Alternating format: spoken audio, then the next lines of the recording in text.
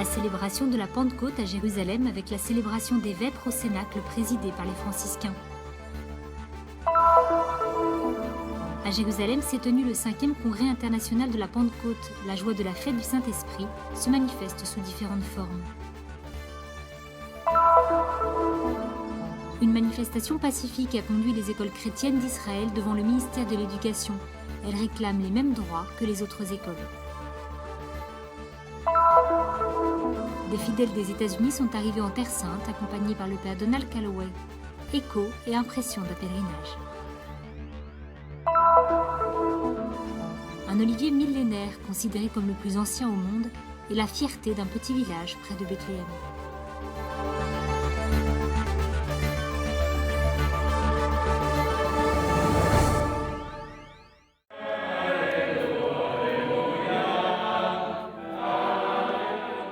Le jour de la Pentecôte, ils étaient tous ensemble réunis dans un même lieu, rapporte le chapitre 2 des Actes des Apôtres.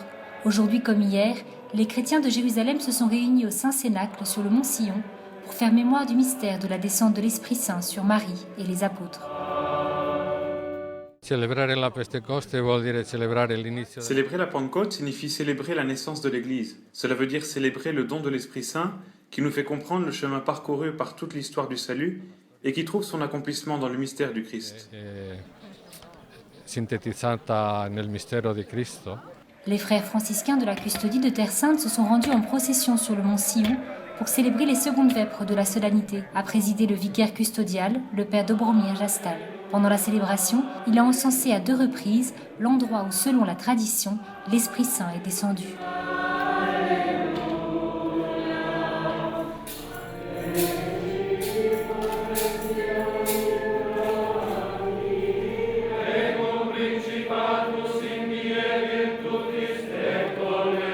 Cette cérémonie, avec celle du lavement des pieds le jeudi saint, sont les 2 seules occasions où les catholiques peuvent célébrer dans la chambre haute de la dernière scène pendant l'année liturgique. Ce lieu est le premier où les franciscains de la custodie de Terre Sainte se sont établis, un lieu qui a encore un statut spécial. The Franciscans acquired the property in the year 1333. Les franciscains en ont obtenu la propriété en 1333 et ont été expulsés en 1551 par les autorités ottomanes. Dès lors, nous avons essayé de reprendre notre bien. Il s'agit pour nous de l'un des lieux saints les plus importants du pays et nous voulons le récupérer. Les franciscains sont la seule communauté chrétienne autorisée à venir ici pour prier officiellement 2 fois par an. Le lieu a été pris par Israël en 1948. Puis c'est après 1967 notamment qu'il a été ouvert au public. The situation has changed, and then after 67, it basically was open to the general public. Ils furent tous remplis de l'Esprit Saint et commencèrent à parler en d'autres langues. Aujourd'hui, comme à la Pentecôte, les fidèles arrivés au Cénacle et venus du monde entier parlent de nombreuses langues. Ainsi, chacun, lors de la prière du Notre Père, s'est exprimé dans sa propre langue.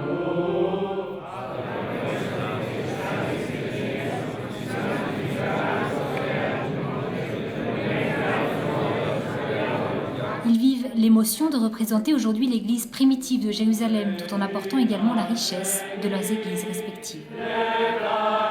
I'm from China. You know, Catholic not very much in China, only a few. Je viens de Chine. Vous savez que les catholiques sont peu nombreux en Chine. Seuls quelques-uns, surtout des personnes âgées, vivent une vie de foi et de nombreux jeunes l'ont perdue. Nous ne sommes pas de la même famille, mais l'atmosphère de foi qui nous unit nous fait sentir comme une seule famille. C'est l'amour qui nous unit. C'est ça d'être chrétien. This is about love that brings us all together. I think that's particular about the Christian. Je m'appelle Guillaume, je suis français, j'habite en ce moment en Russie. Les chrétiens sont majoritaires, mais les catholiques sont très minoritaires. Et c'est très intéressant de vivre à côté justement des orthodoxes et de découvrir aussi la façon dont ils vivent leur foi. Je viens des Philippines. Nous avons la mission de répandre la bonne nouvelle que Jésus est vivant et que nous ne devrions pas perdre notre espérance en ces temps difficiles. Nous devrions toujours avoir de l'espérance parce que Jésus a promis qu'il serait avec nous pour toujours. Je suis espagnole, de Valence. Le message que nous voulons apporter est celui de la paix. Comme Jésus a dit, la paix soit avec vous, recevez l'Esprit Saint. Et c'est ce que nous avons fait, recevoir la paix pour la porter au monde et la partager avec les chrétiens de cette terre qui souffrent beaucoup.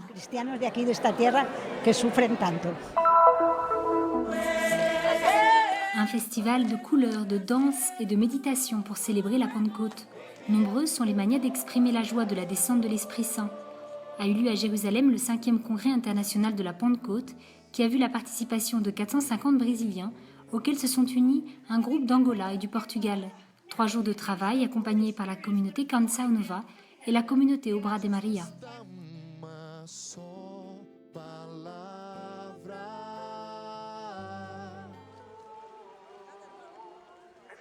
Moment particulièrement intense de ce congrès, la procession au flambeau en direction de Gethsémani pour une veillée de prière nocturne. La Bible recourt à des images évocatrices pour définir le Saint-Esprit, un vent, un souffle. Une image très connue est celle de la colombe, présente dans de nombreuses représentations.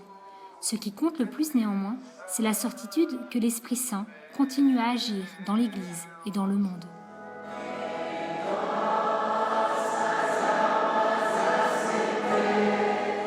Mas do que nunca o Espírito Santo está agindo. E era preciso que ele agisse, porque só ele para trazer... Plus que jamais, le Saint-Esprit agit. Lui seul a pu apporter tout ce réveil qui a lieu actuellement. Un renouveau dans l'Église et hors de l'Église. Car c'est un renouvellement qui se produit non seulement dans l'Église, mais aussi dans le monde séculier, amenant les gens à se convertir et à créer des groupes pour faire le bien. Et où les gens aiment à faire le bien. Tout cela est l'action de l'Esprit Saint dans notre temps, encore aujourd'hui. Onde as pessoas amam fazer o bem e amam ser bons. Isto é a ação do Espírito Santo nos tempos de hoje. C'est toujours une joie d'être ici à Jérusalem. C'est là que nous sommes tous nés. Nous sommes le fruit de la Pentecôte. Et pour moi, la collaboration entre Canção Nova et Obra de Maria est toujours une joie. C'est un événement qui se passe bien parce que les gens viennent chaque année et que chaque année le Saint-Esprit nous surprend à travers cet événement. Je suis donc très heureux. Pendant ces 3 jours à l'auditorium de l'Institut Notre-Dame de Jérusalem, le thème de l'Esprit Saint a été présenté sous différents angles au cours de diverses conférences et témoignages. Parmi les intervenants, le père Jonas Habib, Prado Flores, Betty Mansfield, Katia Rodi, le père Reginaldo Manzotti et le père Fabio de Mello.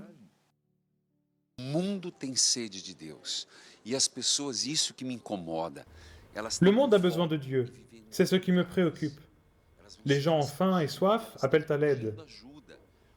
Le pape François était très heureux quand il nous a demandé de partir annoncer la bonne nouvelle. Et quand je dis que nous devons évangéliser, je me sens ravivé. Mon âme se serre et s'agite.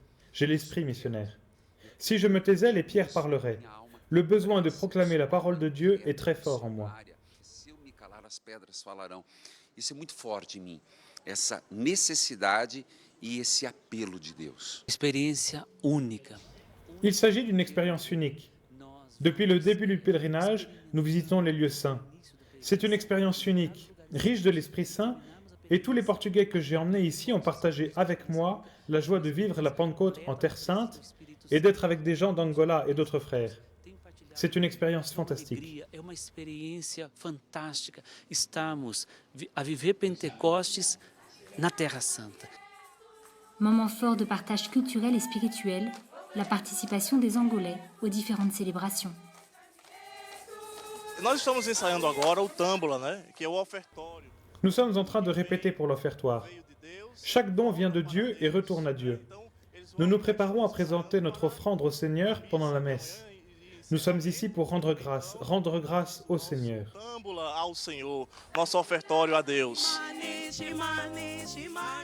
La Bible présente l'Esprit Saint comme la puissance de Dieu à l'œuvre dans l'univers, une puissance souvent imperceptible, silencieuse, discrète, toujours respectueuse de la liberté humaine, et en même temps néanmoins irrésistible quand il s'agit d'accomplir les desseins de Dieu.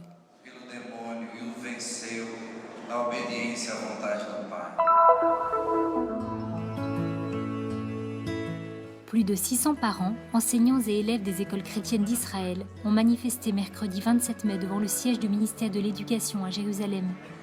Une manifestation pacifique pour réclamer l'égalité des subventions avec les autres écoles dans le pays, à laquelle ont participé également les évêques des divers rites catholiques et des représentants d'autres églises chrétiennes.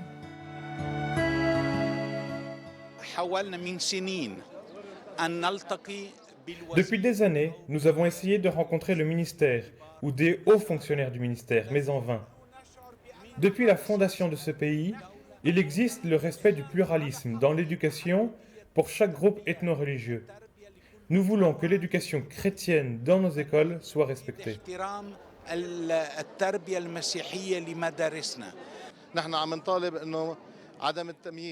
Nous voulons que les écoles privées chrétiennes soient traitées comme les écoles privées israéliennes.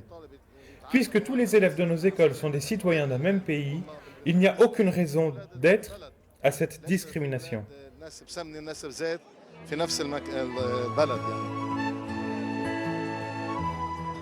Le différend entre le gouvernement et les écoles chrétiennes, qui ont le statut de reconnues mais non publiques, existe depuis des années, depuis qu'en 2005, les fonds publics ont été réduits de 45%.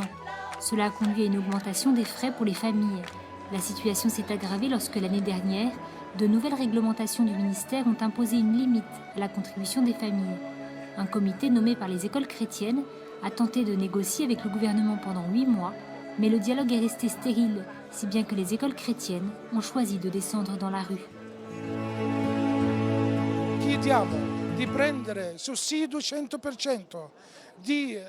Nous demandons une subvention à 100%, un remboursement de ce qui a été retiré de nos subventions dans le passé, et que soient traités nos étudiants au sein du système éducatif comme les étudiants des autres écoles, comme Ofek Haddash, le système mis en place pour les étudiants, et que nos enseignants soient traités comme les autres enseignants.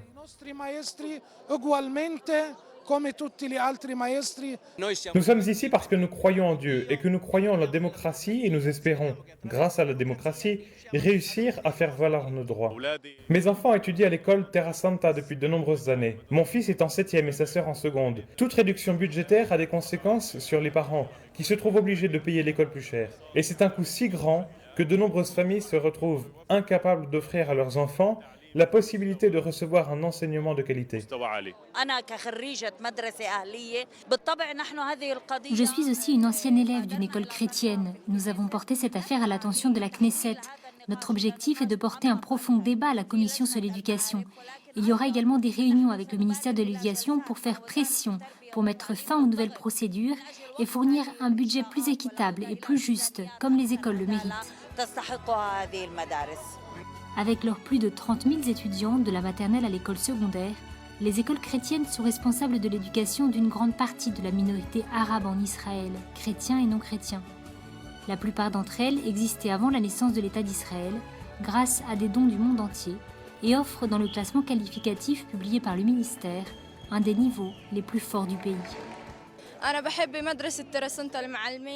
Je m'entends bien avec les enseignants et le directeur, et j'aime mon école. Je suis venue ici aujourd'hui pour faire valoir mes droits et ceux de mon école, de recevoir un soutien. Je vous demande de l'aide parce que nous en avons besoin. Notre école de Haïfa a été fondée en 1858, il y a environ 160 ans. Ces écoles ont permis à des milliers d'étudiants d'obtenir leur diplôme et d'atteindre ainsi des postes élevés dans la société. Les parents ont besoin de ces écoles. Nous avons tous besoin de ces écoles, parce qu'elles sont le symbole de notre existence dans ce pays. Je suis musulman et mes enfants étudient dans une école chrétienne. Nous voulons faire valoir nos droits par tous les moyens légalement possibles, parce que nous croyons que nuire aux droits de nos enfants, c'est endommager la pierre angulaire de la société arabe.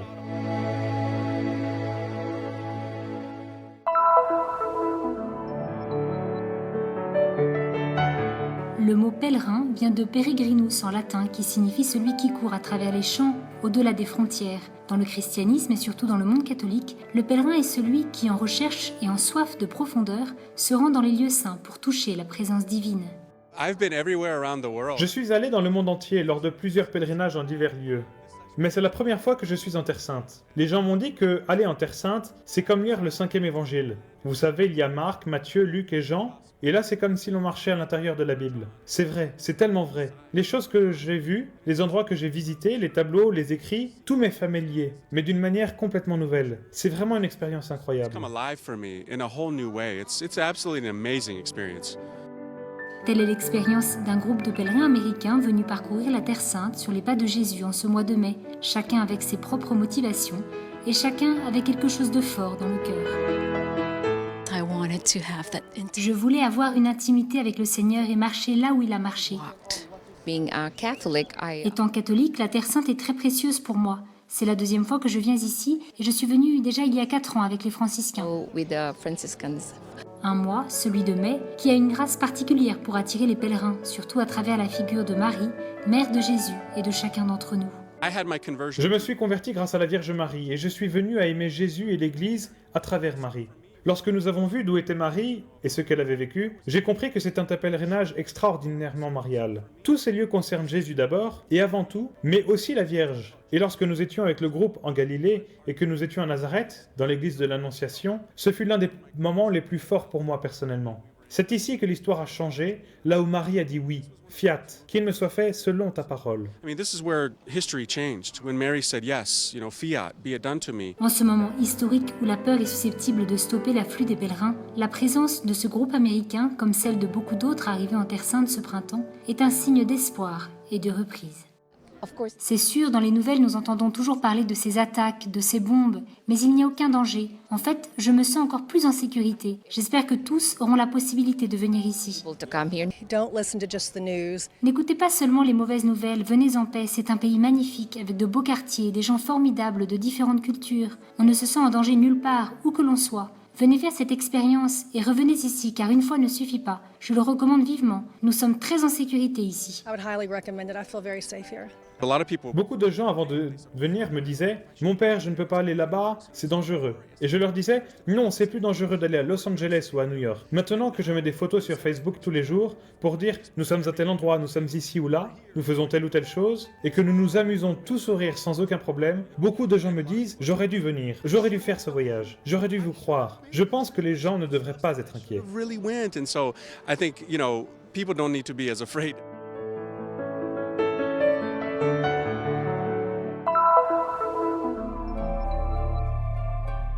Ces dernières décennies, Walagé, petit village de Cisjordanie situé au sud de Jérusalem, sur la route menant à Bethléem, connaît de nombreux changements dus à l'instabilité géopolitique de la région.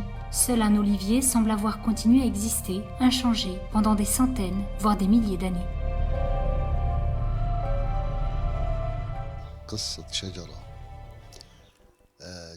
L'histoire de cet olivier est enracinée depuis les temps les plus anciens. C'est une longue et vieille histoire, vieille de quelques milliers d'années et qui a donné à cet arbre quelque chose de sacré. Nous savons que dans les contes populaires, certains éléments prenant une valeur particulière se sont transformés en légendes. Eh bien, cet olivier est considéré comme un témoin très important du village et nous voulons le préserver et le protéger ainsi que ceux qui l'entourent. Nous avons formé un comité et nous envisageons un projet pour mettre en valeur son histoire avec celle du village. En collaboration avec les Nations Unies, nous avons présenté notre projet au ministère du Tourisme palestinien dans l'espoir d'obtenir le soutien nécessaire, aussi bien d'un point de vue moral que matériel, pour être en mesure de le mettre en œuvre.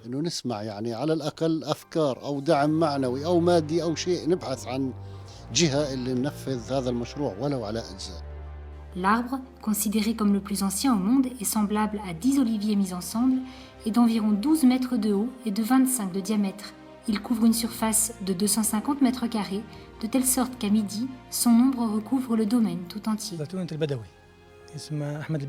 L'olivier Badawi est appelé ainsi en mémoire de Ahmed al-Badawi, un sage du village qui restait assis sous cet arbre pendant des journées entières, exactement comme nous sommes assis aujourd'hui. Nous parlons de faits qui remontent à 100 ou 200 ans.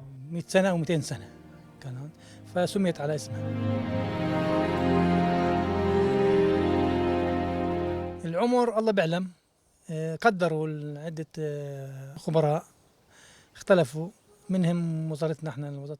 Pour ce qui regarde l'âge de l'arbre, certains savants se disputent, tandis que selon le ministère de l'Agriculture palestinien, il a entre 3500 et 4000 ans. Avant la guerre de 48, les gens venaient ici, organisaient des banquets et préparaient des repas sous son ombre, pour les distribuer aux pauvres ou aux personnes déplacées vivant dans cette région. Son huile est parmi les meilleures au monde et ses olives sont différentes de celles de tous les autres arbres de la région.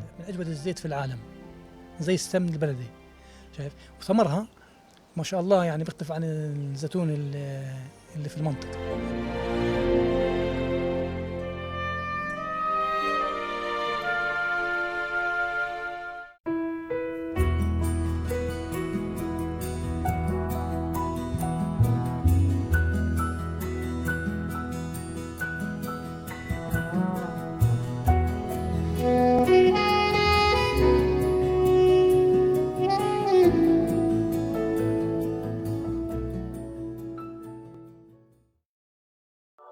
Nous sommes ici pour faire connaître la Terre Sainte, pour donner une voix et une visibilité à l'Église mère de Jérusalem, aux chrétiens locaux et aux lieux saints. Nous sommes ici pour raconter les histoires nombreuses et souvent oubliées de ceux qui vivent au cœur des difficultés avec foi et courage. Nous sommes ici pour porter au monde entier l'espérance de la terre de Dieu. Soutiens ceux qui œuvrent au nom de la custodie de Terre Sainte